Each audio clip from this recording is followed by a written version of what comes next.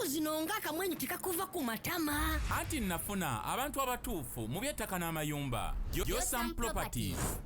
Bano bakufunira ettaka mu buli sayizi yonna gy'oyagala. Oyagala lya kyapa oba lya ndagaano. Oyagala lya kulimirako oba lya kulundirako. Naawe ayagala ery'okuzimba. Basangibwa Nansana okumpi ne Nansana Municipal Council. Bakubire ku ssimu 0748935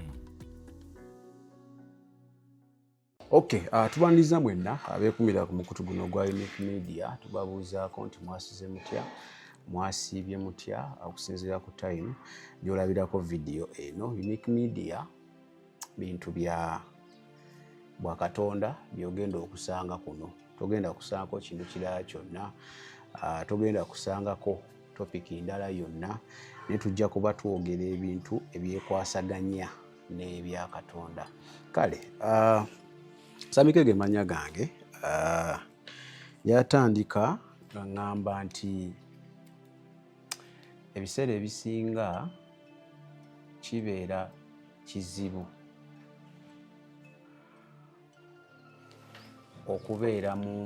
okubeera mu situation etasobozesa abantu kukuwolereza oba kukulwanirira. So fubanga nnyo obuteeteekanga mu position eyo. Position eyo gyewala otya? Weewala nnyo okukola abalaba abangi, because w'okola abalaba abangi obuzibu ne bukutuukako tuyinza obutamanya ani exactly yabukoze oba yabukutuusizzaako. But most importantly, obeera n'abalaba abangi n'abakulwanirira baba batono. So njatandika program y'ero nga nkujjukiza nti buno obulamu bubwo gwa bulinako control. You have control over your life. So decisions z'oteekenga mu bulamu bwo leka zibeere ng'ozisazeewo nga ggwe, nga you take full responsibility of your actions. By the end of the day, ne mu kugenda ojja kgenda bw'omu.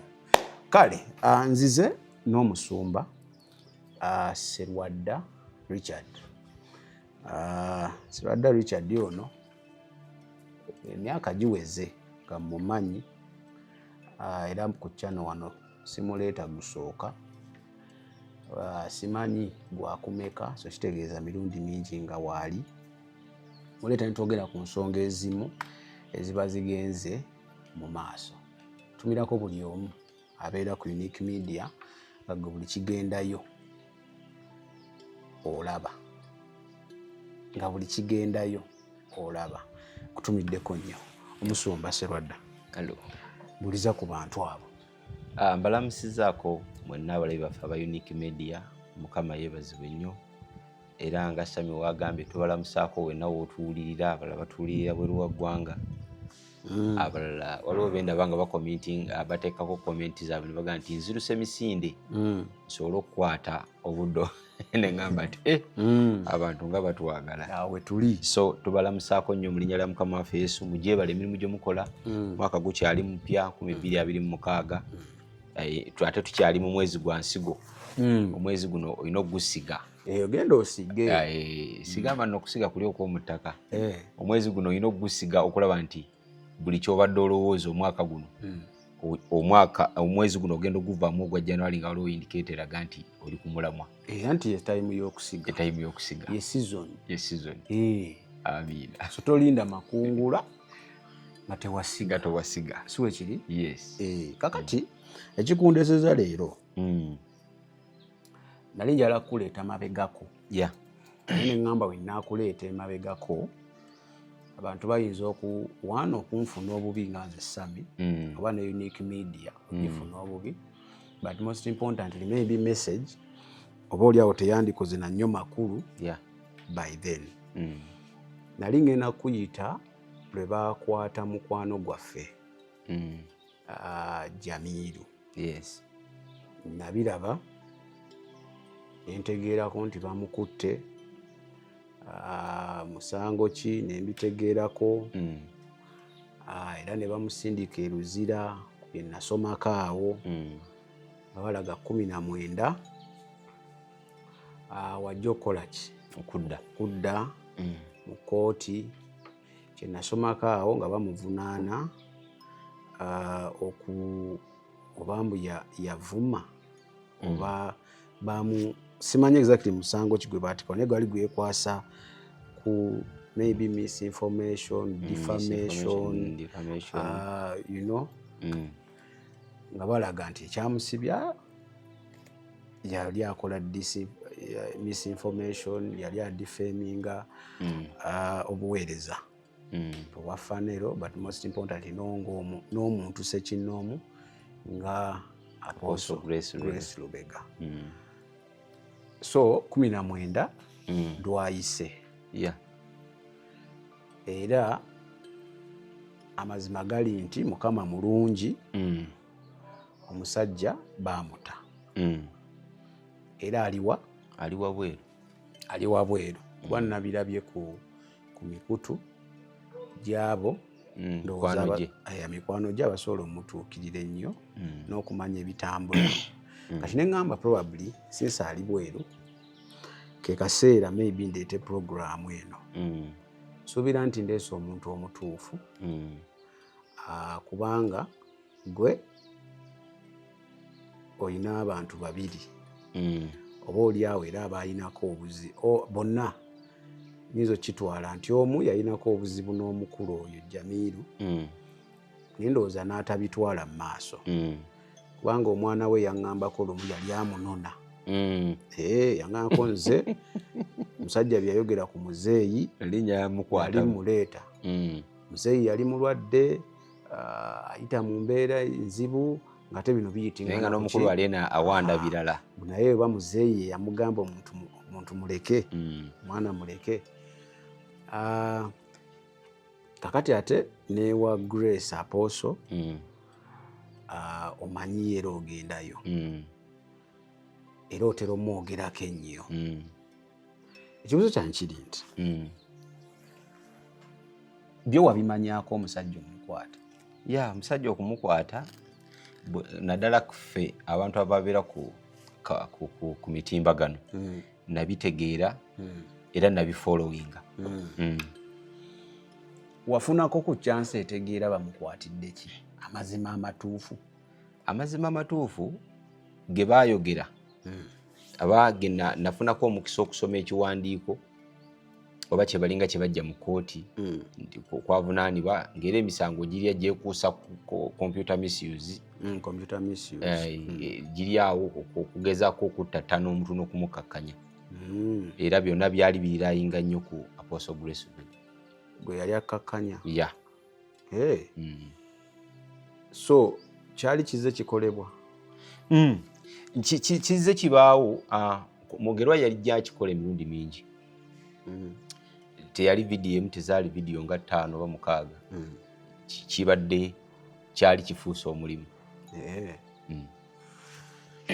Kati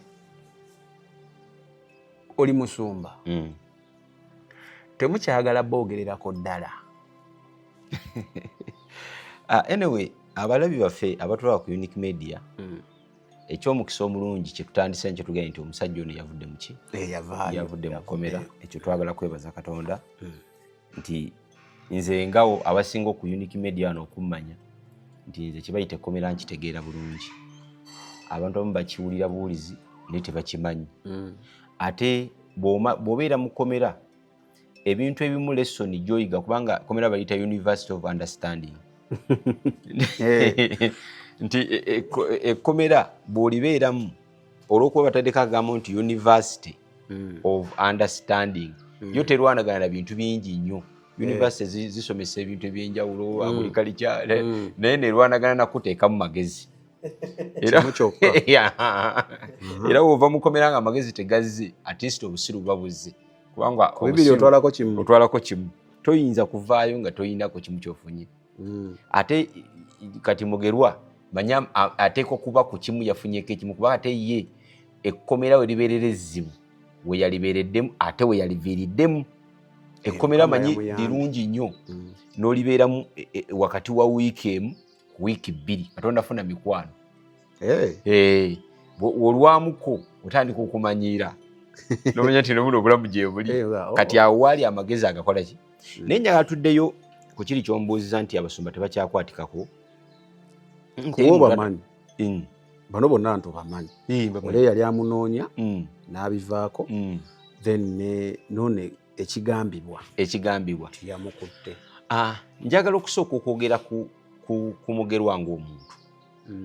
Ojjukira obulungi nti Mugerwa bano kati betwogerako babiri nze bemmanyi, omusajja wa Katonda Saamanya gwe nali nzizeeko naye gwe yamundeetera nze namukuleetera mukwano gwange era atulaba ali ku abaana atulaba.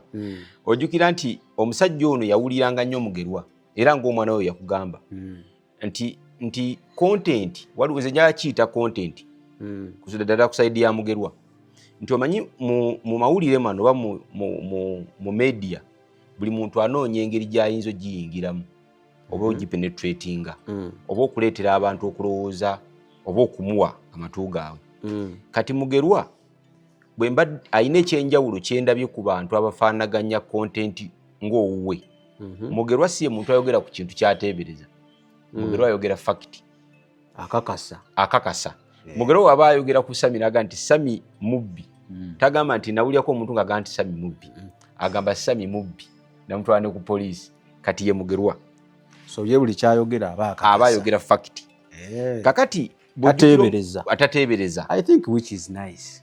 Anti kati obuzibu buli tugenda obwogerera tugenda okulabira obuzibu ekirimu biteebereza si kirungi oba ayogera nga akakasa that is good. Anti kakati obuzibu buli wano nti kati tusooke nga tetunnatuuka ku kya Apostle Grace Lubega tuddeyo ebbanga Mugerwa yali malanga ng'atunuulira Saamanya. Saamanya yali musajja w'amaanyi ekyo nange emumanyi. Saamanya n'afuna ebizibu byajja n'akunnyonnyola wano byesobola kuddamu n'agamba nti nalwala ensi netemanya. Ensi yamanya Saamanya mungi naye teyamanya Saamanya mulwadde nga bw'atugamba yanga oba mwaka kumpi gumu n'ekitundu almost Katonda akole ki afe na buli kimwe kyene ekiggwawo nga kiggwera mu kumola ki kumujjanjaba. Kakati ate ye Mugerwa n'akwata content y'omu ye n'akomyawo Saamanya mu kamera naga nti mulaba kyenjogerako kambawo ekyokulabirako nze nnyini nagenda nentumibwa ew'omusajja gwe bayita bwe bati ne bwe bati naye nga jjukira ekintu kyekyo kyayogera ekisooka Saamanya takyali mawulire. Bw'okyogera ng'omuntu yenna yali awuliddeko ku Saamanya n'awulira ng'oyogera n'ogaa nti nze natumibwa Saamanya omuteeka wansi ng'era n'omuntu anoonya Saamanya ku platform yonna nga takyamulaba ndowooza owulira nti yo content aba akola aba akibayinga.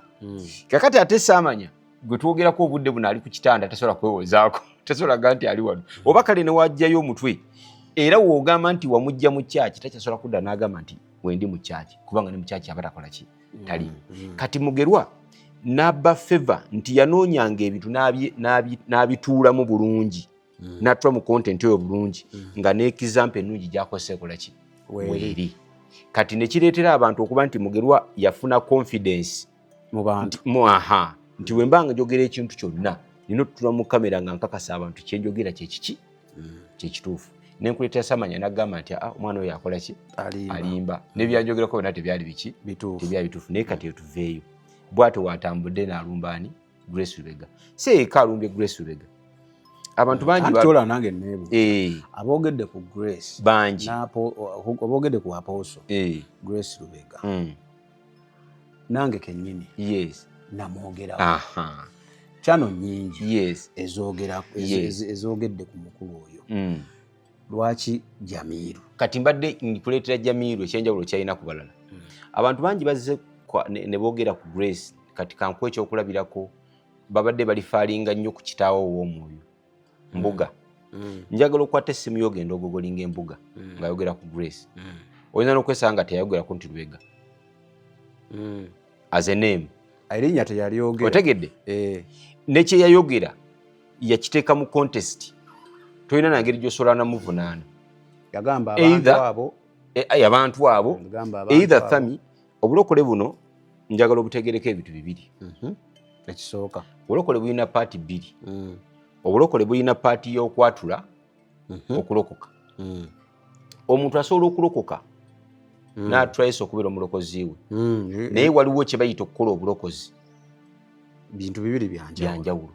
Kakati okwatula kulala n'okukola obulokozi era abantu abasinga bonna balokole naye okukola obulokozi kuyinza okukalubamu kubanga olugendo si kuffeffeka abali wano ne kube tusoma mu byawandiikibwa kubanga Yesu yalina abayigiriza n'abagamba ebintu bingi n'abagamba nti abange mukimanyi yali yasomesa kusonyiwa olunaku lumu.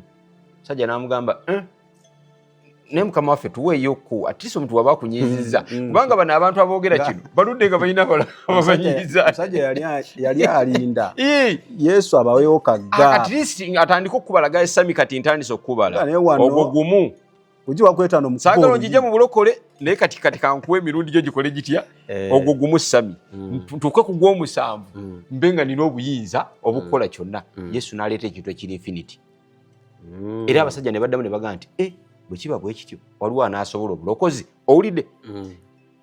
Tebagamba nti obulokole bwo mwebali naye olugendo luno waliwo anaalusobola bwe lubanga tuli bakulubeeramu nga lufaanana bwe lutyo kitegeeza nti olugendo lwe lukaluba okusinga kiri okukuyingira olugendo nga si lwabuntu olugendo nga lulabika. Kati abaddamu nabaga nti ekyo tekisoboka eri omubiri omuntu ono mumubiri naye eri omu ekikola kitya ng'agezaako okutegeeza nti waliwo transformation gy'omugenda okuyingiramu egenda okuba nga ebayinzisa. Kati otuddeyo ku musajja waffe ono kimenda okubuuza kyonnyonnyodde nkitegedde kikwataganira wa ne kino kakati Lubega bwe tuddayo ku bantu bano abazze boogera ku Lubega bayinza okuba boogera ku Lubega ng'omuntu akola ki atambula naye mu lugendo lwe kuba naye muntu nga nze naki naawe sami tusobola okubeera wano olweyo ne tukyawagana n'ogamba nti omusajja twalinga naye nga mulokole naye nagenda okumaliriza ng'atalina akawala kaafunaawo tetugenda kugundi afuna akawala kati n'oyagala tokireete ku kaadi yange ey'obulokole ekaadi yo nkyagirina naye okutambula kwe kukoze kutya obulokozi buno bukalubyemu olugendo lukalubyemu. Kyokulaba nti we tuddayo ku musajja oli mbuga alinga agamba nti oba omwana wange yalinga alina ono n'afuna n'akalala kati eyo ntambula ya buli muntu yenna. Era yabayira embuga agamba yes nti abantu abo twatambula bulungi nabo baafuna kye bayingiramu bwatyo ye wakinyonnyola naye takitaleeta kintu nti akitukoze eki kati njagala kuwa enjawulo ya mbuga ne lwaki mbuga tasiwa amaanyi nnyo okusinga Jamiru.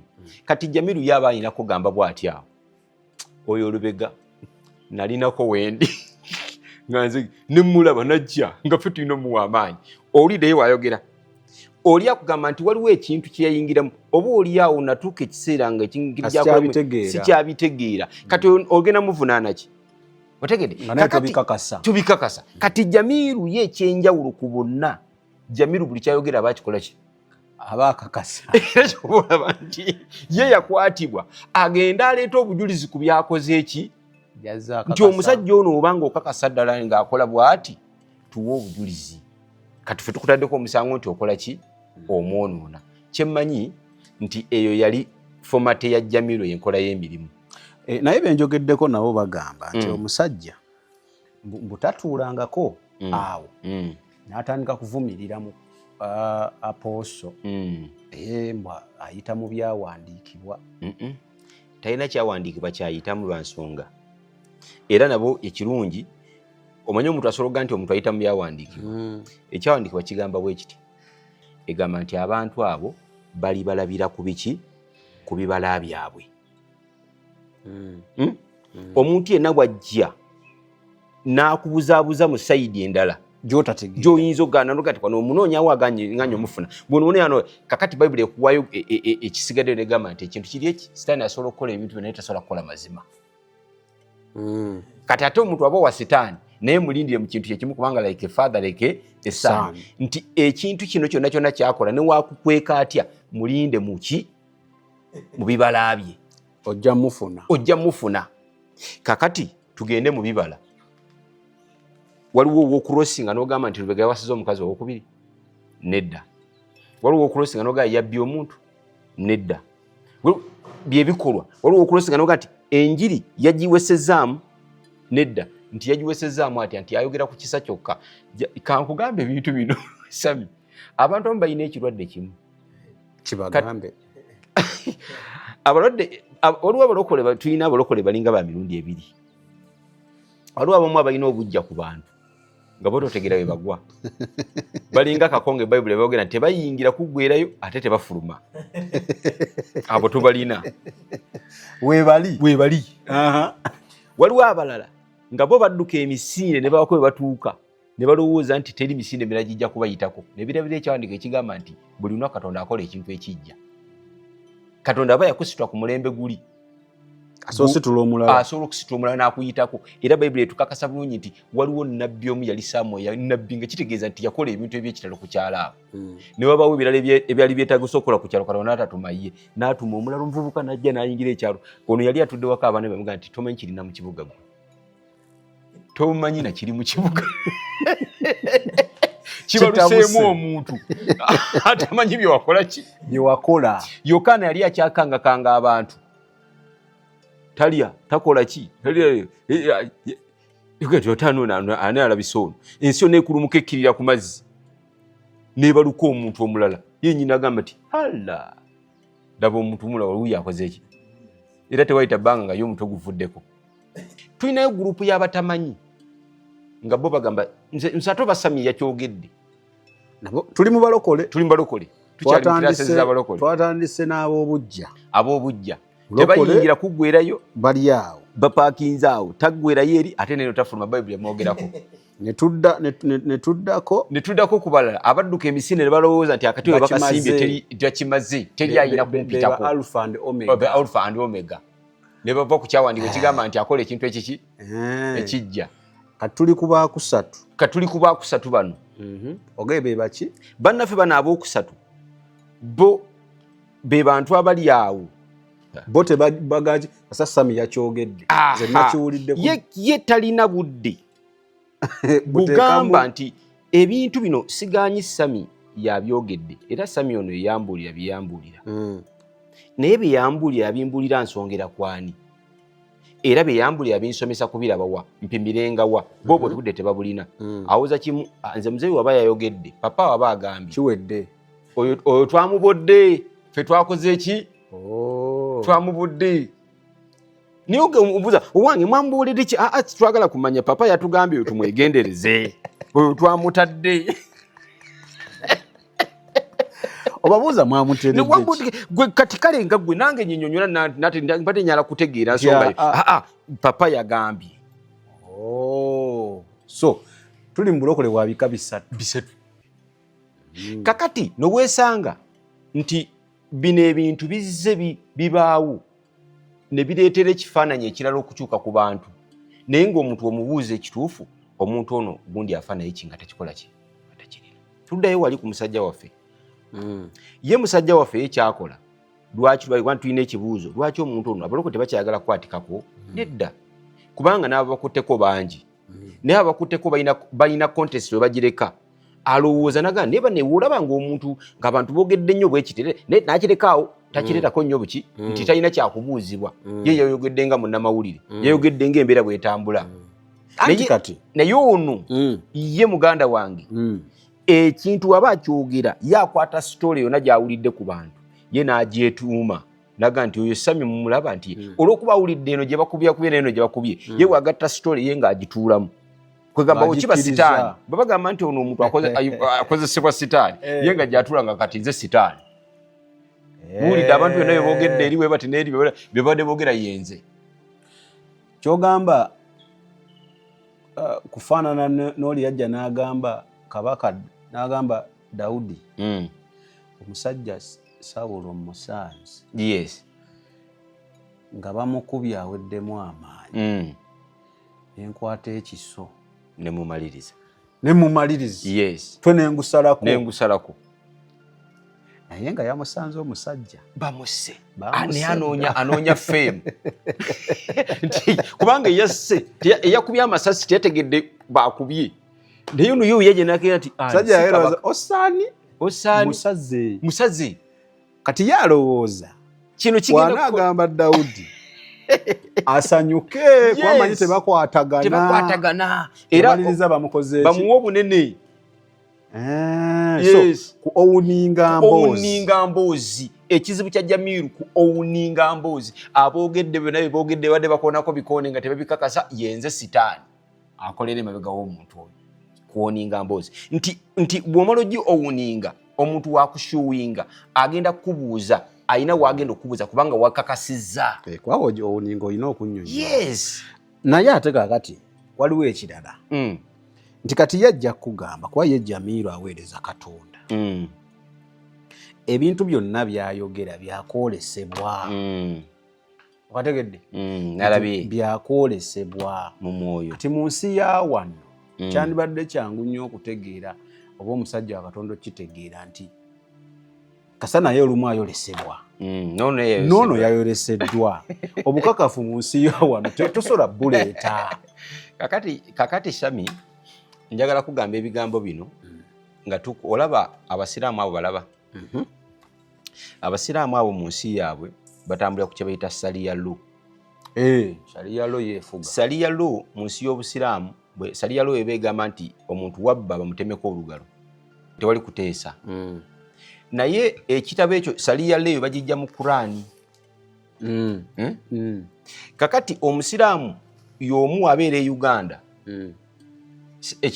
Qur'ani aba akyagirina naye obuzibu nti ate Uganda tekutambulira kuki Sharia law tetegeera bya Sharia law naye ate gwe ng'omusiraamu Sharia law gikola ki ogitegeera naye oliwa era waliwo ekibawo n'ogamba kale kati ewaffe mu Sharia law singa tubadde tuli wali eri mu gaapu yaffe entuufu oyo mutugwadde kugenze otegedde naye wano nga bigamba kirala otegedde amateeka okwolesebwa n'okuloota n'okukola kutya mu nsi yammwe ey'omwoyo mwenye muyite yammwe ey'omwoyo ebyo bikola naye mu nsi eno eyaffe gye tutambuliramu ey'omubiri yo yaleka egambye nti omuntu talumbagananga munne bw'ati ne bw'ati era oli wakulumbagananga bw'ati ne bw'ati ojja muvunaanira wano annyonnyole byakoze eki byakwogeddeko kakati bano tebamututte mu kyaki singa bamututte mu kyaki singa tubadde netteeka eriga nti ensi yaffe yabaloko twateekayo akakiiko bwe tuweereza mu by'omwoyo tugambe basajja ba Mukama muloote muli omusajja Mukama yakwataganye naye bulungi si bye byabaddewo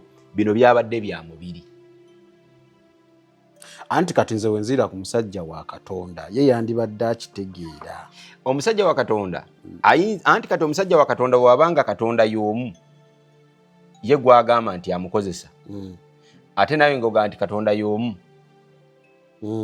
yagamba nti tamukozesa kitegeeza muli kubanjawulo kitegeeza muli kubanjawulo either omulala alina Katonda mulala n'omulala alina muki aliwo alina omutuufu n'omukyamu Katonda kyava akuzza mu mateeka gano ag'ensi ndaga nti omuntu ono kyagezaako Katonda we agezaako okwagala okukola kutya kubanga si Katonda wa Jamiru yekka Katonda wa gundi ono wakula namayani gundi Jumba aligaweesa naye yali amugambyeko nti omulenzi ono byakola tebiriyo by the way yamugamba nti baluganda ye nani ne Grace todukirako ng'amulumba ngati ono mufere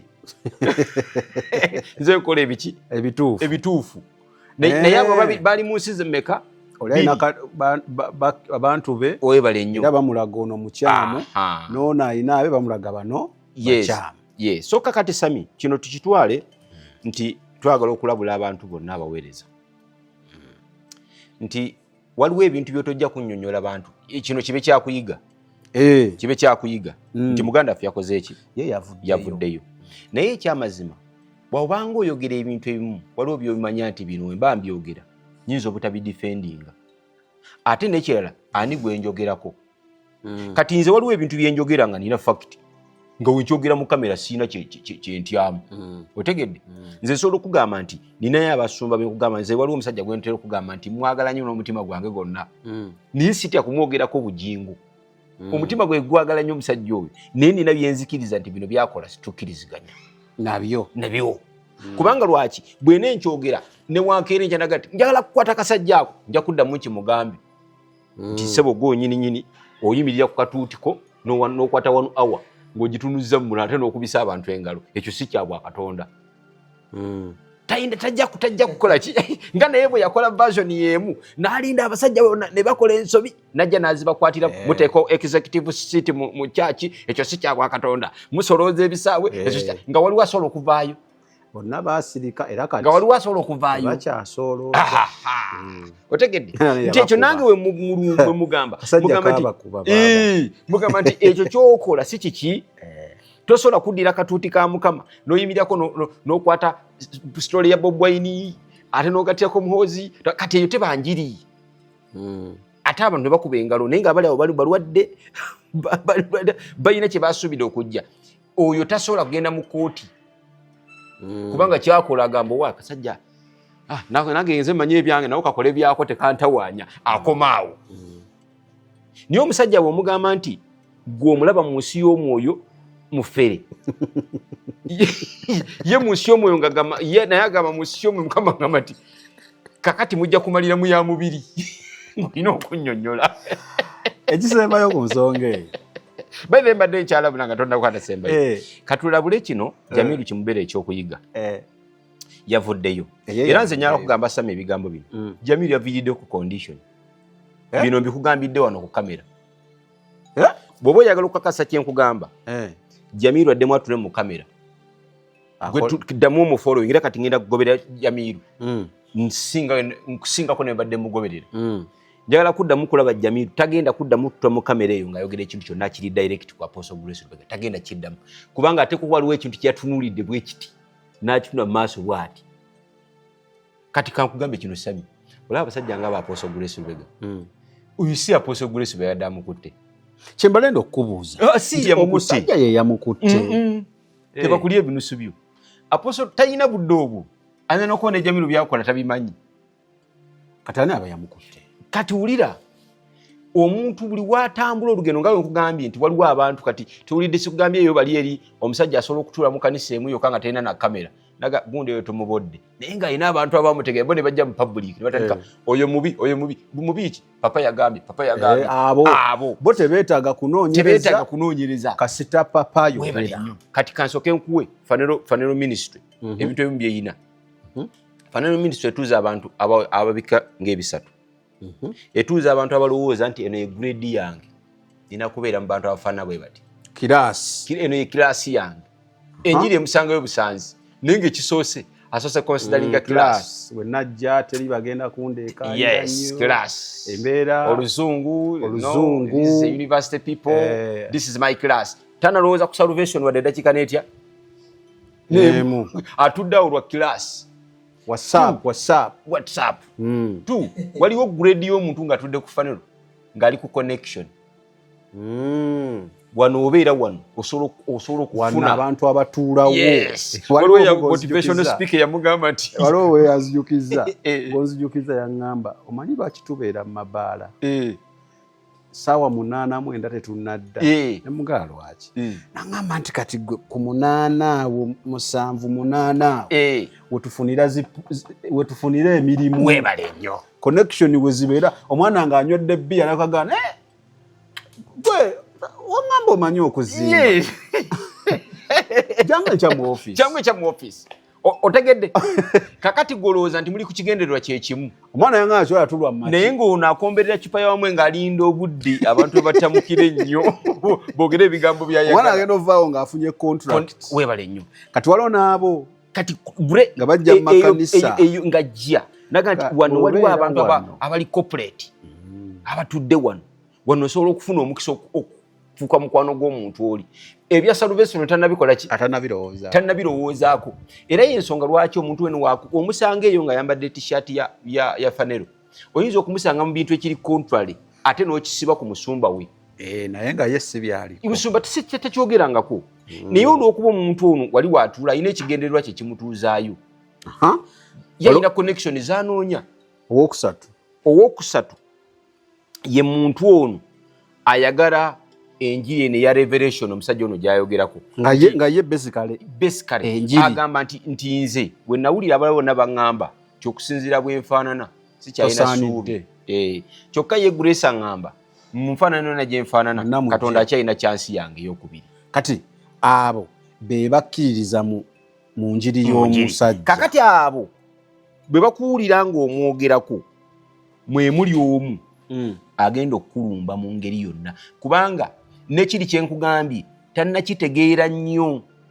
Yagamba nti wano nze wennyungira ebintu byange ate gwe oyonoona ajja kulumba kubanga n'enjiri yennyini eri egamba nti tusaasire omuntu oba tumutunire butunuzi tannagitegeera. Wanaagattira omugaati okyegedde ye n'enjiri tannalokoka akyali ku kintu kimu nti eno ye size This is where I feel at home. Ajja na kuvaawo wava erugogo asibira wano lagibe kozi lagibe nayo rugogo wava enakawa wali eri ku kyaki asibira rugogo wano kabizi wansa walone kabia asala busazi ate neerabira nga ina ka t-shirt kaliko fanero n'asaba ecupa yeyo omwenge kakati gwe oli jaawo n'otandika okwesooza obalabye ne totegedde kirasi y'abantu ekola ki ako ngategedde waliwo abantu basatu.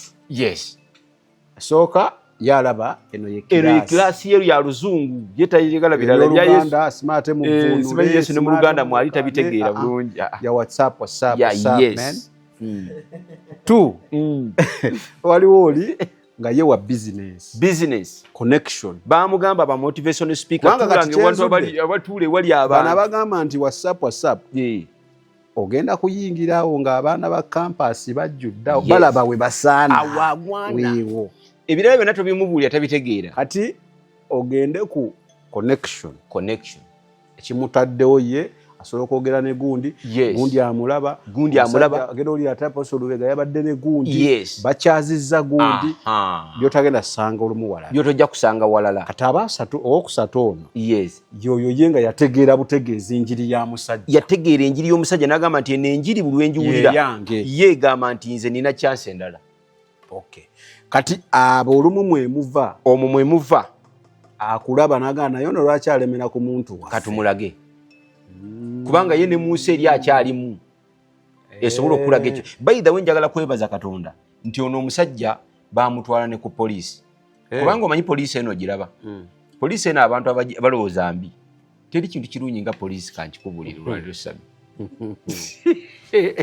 Sami kankugambe omusajja akeera ku makya n'ayingira ennyumba yo otegedde nabba ebintu byo omuntu yenna ayingira mu nnyumba y'okukubba Sami nga mwoli aba n'ebigendera bibiri either n'okutta ekisooka kuba kutta kini kesi singa omusajja n'ebintu bibiri kutwala bintu singa nnemerako osobola omukola ki birewo naye poliisi buli weekulumba eba eyagala kutwala wali eri ekuweeyo chance yo bw'olaba ekubugukirako ekutwala gyekutwala terina buyinza bugamba nti ojja kulemera wano forever era wekutuusa wali abadde akuwabidde asobola okujja naga tutegereganye teddamu kunyaga poliisi etaasa n'omuntu atanditaasiddwa omuntu atemi munno omutwe yandibadde asaana ne bamutemeko omutwe naye poliisi weyo mutwala ate yagala kuba bagoba azifo ono talina musango kituufu otegedde naye ng'ate naye eresa omuntu omutwe gukoze gutya bagamba leka noono atemeyo munno omutwe naye kaba mutemeko omutwe ekyo nakyo tukimalirize luki yo poliisi egamba nti awo bagikubirawo n'okukwa nga ate akkiriza omuntu ono kitegeeza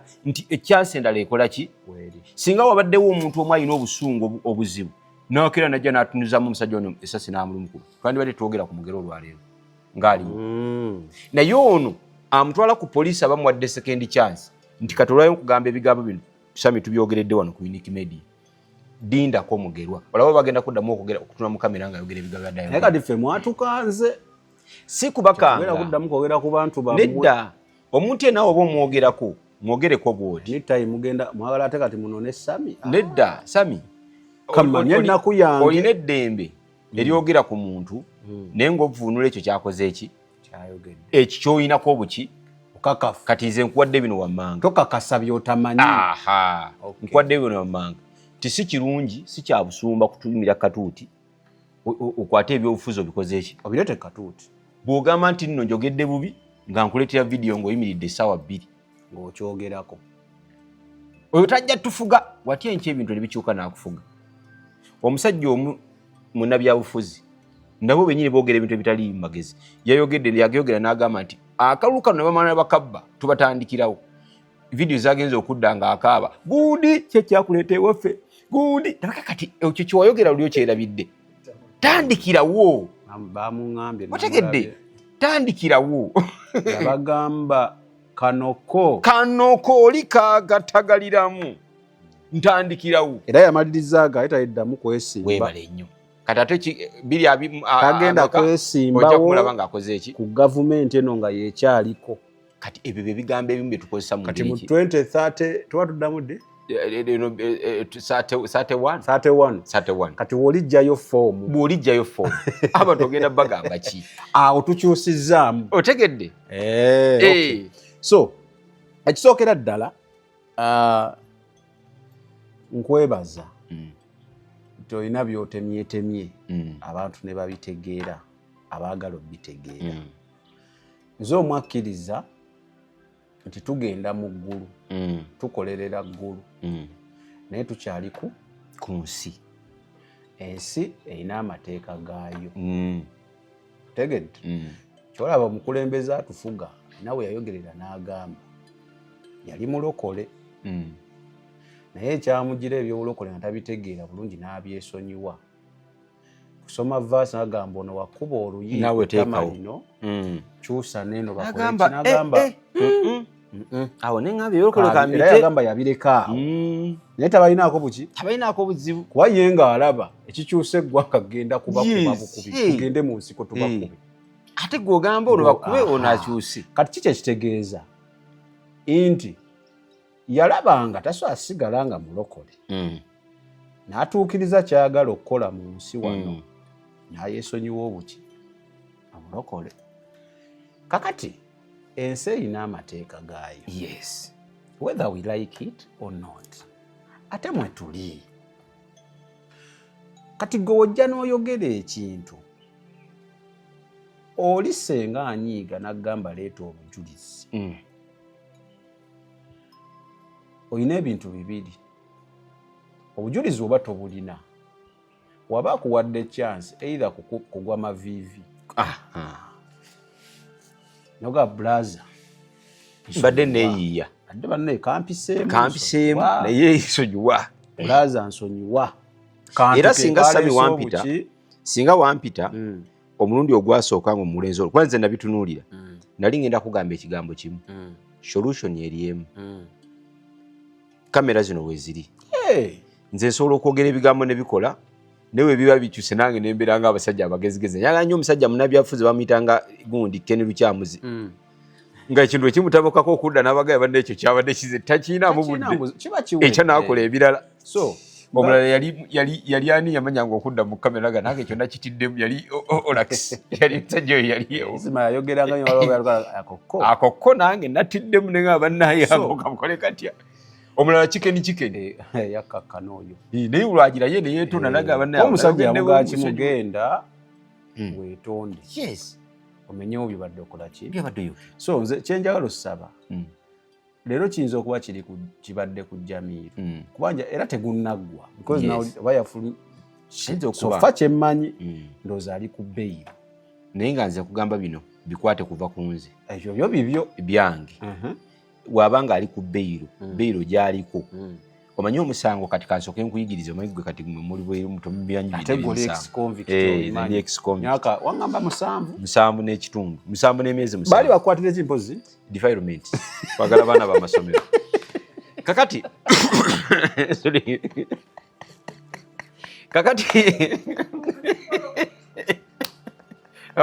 wakati oyogera kati ng'omusezi agula esowaani kakati so baana amasomero bakutuusaayo abaana b'amasomero era ndabula abavubuka bulala bali mu uniform obulamu bunyuma obulamu buwooma ekyo tekiriiko awakanya wabula obulamu bunyuma bulamu agugi mazima wuliriza nkuleetedde ekyokuddamu ku ndwadde ez'enjawulo ezituteganya mu bulamu gwe wamma ne tulema okweyagala. JS Medical Hubs bano bakugu mu kujjanjaba ebizimba mu lubuto, tujjanjaba hania n'abulira ddala otawanyizibwa ndwadde za lususu, ebimmonde ku matu, enkovu ezizimbye oba nsundo, byonna tubibuzaawo. Ate nno tetukoma okwo, era tujjanjaba ulcers, sukaali, pressure n'endwadde endala nnyingi. Abatawanyizibwa mu nsonga z'omukisenge nammwe tetubalekeredde. Tulina JS Body Cleanser nga bw'olinywa lino likamula obucaafu bwonna mu mubiri. Olwo JS Immune Booster ne lizimba obutafaali mu mubiri. Linyweko weetangira okulwalalwala. Ku JS Medical Hubs eddagala tukozesa lya butonde teririna bulabe yadde. Basebo ne bannyabo balamusizaako mu linnya lya Mukama waffe Yesu yenze musawo John Sewanyana wano ku JS Medical Hubs. Njagala okujjukiza ekintu kimu nti obulamu buli mu ngalo zo. Byolya ku sowaani yo oba byonywa mu kikopo kyo bye bigenda okusalawo onaabeera mulamu oba onaabeera wandwadde. Tukuyita wano ku JS Medical Hubs tukujjanjaba endwadde. Jjukira nti ffe we tujjanjaba ensibuko, tujjanjaba cause, tetujjanjaba symptoms. Tukuyita jangu ojjanjabwe endwadde yo wano ku JS Medical Hubs ojja kuwona mu linnya lya Yesu Kristo. Amina. Tusangibwa Nansana okumpi ne Nansana Business Center oba tufune ku simu zino wammanga noti 7 bisatu nkaaga mu 7 bisatu nkaaga mu 2 oba noti 772 999 noti 29. JS Medical Hubs for health and skin solutions. Twatu kyali kugundi kugamba kino amateeka. Etteeka bwe bagamba nti bakuwadde beyiro.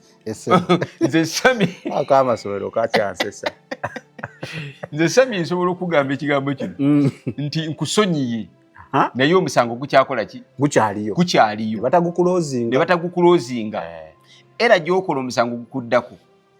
Oba wotereza gukuvaako. Bayira abasinga kye bakola. Otegedde nti wotunulya fayiro gye baawaabidde ku Mugerwa ojja kwesanga nti w'osomamu mulimu ekigamba nti Uganda versus Mugerwa. Kati abasinga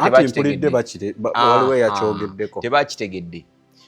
Waliwo omusango gwe bayita capital offense. Ne buno busango bulala buno bulala buba Sami yawaabira omuntu.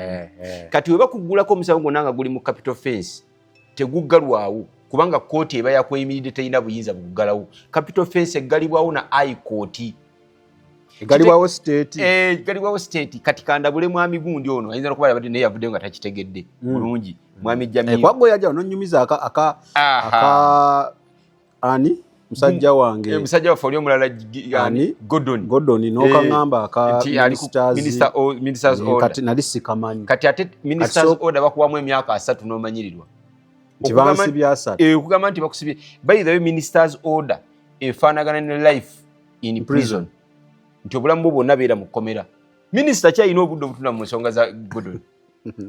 Alebedde okutula mu bye bamutuma tunule ku lupapula baateekayo kakkiriza luli boola alibakebera ajja. Kati ate awo Yesu era Gordon ayite Yesu kubanga tomanya baliwo ekyawandiikibwa ekigamba nti kabaka yali yeerabira omusajja omwo Katonda n'amukomako n'amubuuza otulo n'agamba musomere mu mpapula ne basoma. Tomanya Katonda Gordon asaba ennyo Katonda minisita omu abeere nga ali mu ofiisi awulidde ebyokukola tunaga bipapula bikebereke musayiningirako avaayo. Anyway awo obeera ku ministers otyo singa minisita aba ali mu ofiisi ye n'atunatuna mupapula nagala lwayo nfunye ekinsanyusizza nfunye biliyoni zange kanoonye gwenkwa ono ekipapula weekiri wano n'agirako bw'ati bakuteerawo toba todda mu kooti g'ofuluma bufulumi. Omulamuzi aba ekyo nno mu maka ate katugenze ku yakyo nakyo katukitangaaza abantu tuba tukyatangaza oli ekyo nno baba kuprovinze ng'omuntu omuguwe eddalo atakyalina makulu okuteera ku ministers order. Byoyogera tebitegeerekeka olinga omuguwe eddalu bakulemeddwa ne baga kati okusinga okumalira kooti obudde neki ne bakukasuka mu kanyomero kooti nga naye kwejjeeko kooti ng'ebyo tejjabisa oli muguwe eddalu totegeerekeka nekojjaku nekasuka ku ministers order. Katuddeyo ku Jamiru we bagamba nti Jamiru versus Uganda omusango kooti ento tegubaako na buyinza. Kati kitegeeza nti omusango gwe bakulese ku pending oluba okukuta bwe guti nga bakola kye bayita komito it's commit you in high court kwe kusindika mu kooti ejja mu musango gwo eyo komite ebeerako ssaawa 3 olunaku olutamanyiddwa naye omusango guliwozebwa ssaawa meka 3 naye olunaku terumanyiddwa n'omwaka tegukoze eki tegumanyiddwa. Kati olumala okusiibula nga bo basayininga ku komito you are committed to high court nga bagiteeka wali komito basagubaako Uganda versus kasaba sayininga komito yo wano nga bakuta bwino w'amakomera ojja kundeeta wano nsomesa ekyo kyokka abantu bategedde twasoyingiramu amakomera nakuleetanga otegedde kakati eno komite ebeera wano ng'ekulinze naye nga gw'oli bweru okola bibyo kati olukola ensobi yonna oluzza bakuba buli komite ne bagagenda mu high court kitegeeza nti bakusindise ku ssaawa 3 z'oliwolezaako ku lunaku olutamanyiddwa genda otuleyo olulindi. Kati Jamiru ye bomu gy'atuddeko, atudde ku bomu. Jamiru tasobola kuddamu kutunula mu kamera ku ndagaano gy'ayinza okuba nga yakoze okulaba nga yavuddeyo. Tasobola. Okakasa? Tasobola. Jamiru talina ssente sobola kumujja mu komera. Kati nno kati kakugambye. Kati kino kankyogere oli Apostle Grace, Apostle wange mwagala nnyo. Naye abasajja abatuula wansi awo. Abasajja abatula kati Sami kakugambye ebigambo bino. Bamu bino ebintu bye tudda mu kwesiriwaza. Abantu bye badda mu kwesiriwaza. Simanyi kooti ekola ku nze Serwadda mpaabira Sami awo amateeka gakola. Ne waliwo omusajja asobola okugamba nti genda mu kooti mumugyeyo mumutwale egindi mumugyeyo mumutwale egindi na buli wantu wonna nga teri asobola kweyimirirawo unless ng'oyogedde ekigambo kye baagala. Ekyo kyo kisoboka. Apostle n'agamba ne ani yamugize nti afande gundi yamutotteyo. Bane musajja balaga ati Apostle bino bitulekere tukoye ejjoogo. Okujjako nga yogedde kino. Kati Jamiru ayinza okuba we yawandiise. Akoko waliwo yakangamba nti era akoko kaali ku konani nowe mutundwe. Omukyala yajja akaabirira omwana we nga mutuufu omusumba tamumanyi namumanyi. Agenda obuuza abasumba abukubuuliriza n'ategeera eyamukutte. Okwogera naye n'amugamba nga woogambye bakuvumye nnyo bakutyobodde nnyo kino kitulekere. Omusumba n'agamba omukyala sirina kyakukola sibimanyi binsinze. Kati endagaano gyayinza okuba yawandiise nabo ddayo tunule mu kamera eyo okyogere. Komite eri wali ekoze eki? Naye atonkanze nnyo ku kya ministers. Gwetozanya. Kati ministers order tujja kuddaano ntangaaze ensi gitangaze ku kyagwa ku Gordon. Bwe kiba nga era kati ate ekigono nze gye nkola omwaka guno nja kugendayo nja kuleeta mawulire ga Gordon. Kubanga omwaka guno nsuubira okuddayo okugenda. Funa permission nkola mu makomera nze ndi mubulizi wangi lwa mukomera. Nja kumusangayo. Bwe nenkoma wano nenkuproving nti omusajja ali ku ministers order. Tujja kuŋŋaanya aba Unique Media tubagaye nti kati musabe Yesu yekka banoonyezeyo ekyawandiikibwa kimu tubagambe nti ekyawandiikibwa kino ekiri mu kitabo ekya ekigabo Yesu yekka yasobola okumuyamba. Teriyo minisita asobola kutunula mu kitabo mbw'atune Gordon. Ye yali yakola ki? Yavuma Museveni. Sirika abeyo minisita akuba kidiru nga kya buwumbi akyamuukirire oba si kyekyo Yesu abeeko gwakwata bw'ati agenda okwekanga sayinize nga tatunudde waggulu. Musibe ki kye yakola? By the way kwana kino omusibe kye yakola kisobola okufuuka obuzibu. Ada yavumaani ndeka nsajja akampa ofiisi yange njizanyiremu segituna naye n'ekyo nga tekiri awo n'abajjudde eruzira gye bali. Kakati Sami ngenda kukola okunoonyereza komeo wano kati njagala kyoba onkolera ki tulabe bantu bameka baali basibiddwa ministers order ne bavaayo kubanga eruzira amamanyi bajjudde. Lindako kyosiza okunkanga nandisonyiwa twatandikidde waagu nti okuteeka kweno order kooti ebeekulemeddwa era byogera kooti ekutunulira neraba ng'olinga azanga byokola tebitegerekeka olinga omuntu atakyalina n'amakulu n'egamba nti yandibadde egamba nti genda obulamu bwo bwonna bubeere muki mukomera naye kiri ekikola ng'ekusalidde musango baguwozezza. Yes. Kati guno olwoba tosaliddwa musango naye bwekutunuulira olinga mawaya totegereka tokyalina mugaso genda ku ministers order. Tolina gwowozezza naye tolina yayimiridde eno ti musango gwakusinze genda ku order. Minisita walisiima yaligamba nti odde ebweru ndowooza okitegedde tewali musango gwakusinga tewali gwowoza naye naye genda obeere eyo. Minisita wali tunomupapula z'olivaayo kooti ekutadde ekufuddeko oli mawaya ex-convict siibula. Unique Media mwenna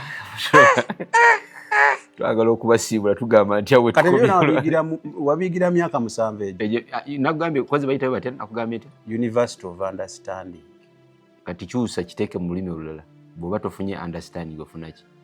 Ofuna ndowooza busirusiru kubanga oteeka okuvayo n'ekimu ku kyo ne buli kyofuna okifuna mu full swing. Bane tubalamusizaako mweraba banaye. Sami Kege gange mbadde ne musumba Serwadda oyasibwa emyaka 7 Emyaka 7 gye yamalayo yayiga bingi. Amazima galiwe gati ebintu bino tugana ne tubyogera tutukyamuka ku kamera tulina kye twagala oyisaawo naye amateeka bulaaza sisita gakola.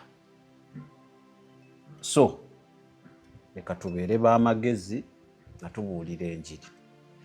Message eno abayinza ogitwala nga ebagitutte nga tebategedde ensonga lwaki tugikoze bwe tubayinaako obuvunaanyizibwa. Bwe mutagitegeera ne mulowooza tubadde mu birala omanyi bangu nnyo okkeera ku makya baga kati Sami ne gundi baalidde. It is okay. Naye nze mbabuulira mwenna abakola omulimu guno gwe tukola. Okusinga okwejjusa okukyewala kisinga. Okusinga okwejjusa nti singa nakolawo enti tokikolera ddala kutuuka ku pointi ya kwejjusa eyo. Olumu okireka. Tugenze. Ebyo by'owulidde oba ebyogeddwamu episode eno si birowoozo bya Unique Media nga channel awamu n'abagikulira, wabula birowoozo by'abantu ssekinnoomu mu kiti kyabwe.